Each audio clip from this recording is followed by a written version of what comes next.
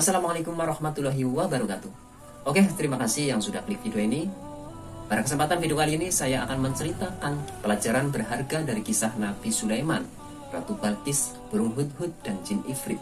Begitu banyak kisah hewan yang disebutkan dalam Al-Quran, hadis, dan riwayat sejarah Islam.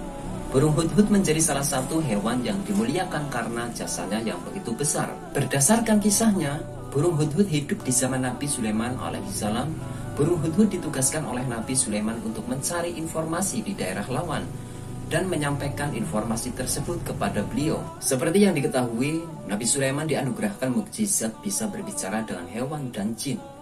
Karena itu, pasukan kerajaan pun banyak terdiri dari kalangan mereka, salah satunya adalah burung hudhud. Burung hudhud menjadi hewan yang berjasa dalam membantu Nabi Sulaiman untuk mengingatkan umatnya agar senantiasa menyembah Allah Subhanahu wa Ta'ala.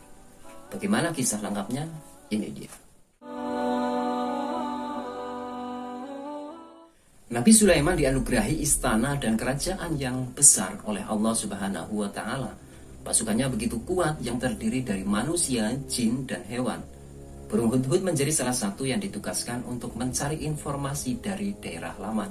Nabi Sulaiman adalah salah satu utusan Allah yang kisahnya diabadikan di dalam Al-Quran, surat An-Naml ayat 41-44. Menurut para ahli tafsir, kisah itu bermula ketika Nabi Sulaiman memanggil burung hudhud untuk memintanya mencari sumber air di tempat yang kering dan tandus. Namun, burung yang biasa menjadi utusan Nabi Sulaiman itu tidak kunjung datang dan membuatnya sedikit kesal. Beberapa saat kemudian, burung hudhud datang dengan wajah sedikit ketakutan. Ia membawa kabar yang penting untuk diketahui oleh Nabi Sulaiman. Burung hudhud bercerita bahwa ia baru saja menemukan sebuah istana yang besar, megah, dan mewah di negeri Sabah. Istana tersebut dipimpin oleh seorang perempuan yang cantik bernama Ratu Balqis dengan kekayaan yang sangat luar biasa. Akan tetapi, orang-orang yang ada di negeri Sabah tidak mengenal Allah Subhanahu wa Ta'ala atas limpahan karunia yang diperolehnya. Justru menurut burung hudhud, orang-orang di sana menyembah matahari ketika terbit dan terbenam. Mendengar informasi dari burung hudhud, Nabi Sulaiman akhirnya memaafkan burung tersebut, lalu memberi perintah kepadanya. Baiklah, kali ini aku mengampunimu, karena berita yang engkau bawa ini aku anggap penting untuk diperhatikan. Namun untuk membenarkan beritamu itu, bawalah suratku ini ke Sabah, dan lemparkanlah ke dalam istana ratu yang engkau maksudkan itu.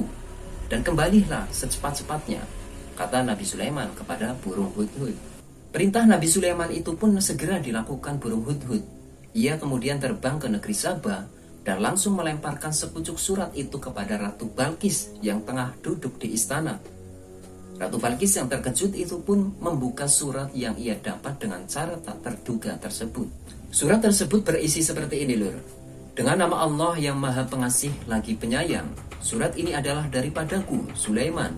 Janganlah kamu bersikap sombong terhadapku dan menganggap dirimu lebih tinggi daripadaku. Datanglah sekalian kepadaku berserah diri. Ratu Balqis yang merasa mendapat tamparan dari surat tersebut, lantas mengundang para pembesar kerajaan untuk merundingkan tindakan apa yang akan dilakukan. Apakah mengerahkan bala tentara untuk berperang, atau menggunakan cara halus untuk menaklukkan Nabi Sulaiman? Akhirnya, setelah keputusan ditentukan, Ratu Balqis memilih cara yang halus untuk menghadapi Nabi Sulaiman. Keputusan itu pun lantas dikabarkan dengan cepat oleh burung hudhud kepada Nabi Sulaiman. Ratu Balqis mengutus sejumlah pasukan dengan membawakan hadiah yang menarik untuk diberikan kepada Nabi Sulaiman. Namun, Nabi Sulaiman yang juga memiliki kekayaan luar biasa langsung mengutus para jin untuk membangun sebuah istana yang mampu menyilaukan mata utusan Ratu Balqis. Hingga saat utusan Ratu Balqis tiba berhadapan dengan Nabi Sulaiman, hadiah yang mereka bawa ditolak dan diminta untuk dikembalikan kepada ratu mereka. Nabi Sulaiman juga berpesan kepada utusan Ratu Balqis bahwa pihaknya akan mengirim pasukan ke negeri Sabah jika mereka tidak beriman kepada Allah Subhanahu wa Ta'ala. Setelah Ratu Balqis terdesak, ia pun berpikir untuk mengunjungi kerajaan Nabi Sulaiman untuk menyerahkan diri. Di tengah perjalanan Ratu Balqis meninggalkan negeri Sabah, Nabi Sulaiman memanggil golongan jin untuk membantunya agar Ratu Balqis terkejut saat tiba di kerajaan. Kemudian berkatalah jin ifrit yang terkenal cerdik kepada Nabi Sulaiman, Aku mampu membawa tahta Ratu Balkis dari istananya sebelum engkau sempat berdiri dari tempat duduk engkau, Tuan, kata jin ifrit. Di tengah pembicaraan itu, salah satu lainnya yang juga memiliki ilmu lebih berkata, akan aku bawa tahta Ratu Balkis ke hadapan engkau, Tuan, bahkan sebelum engkau sempat memejamkan mata.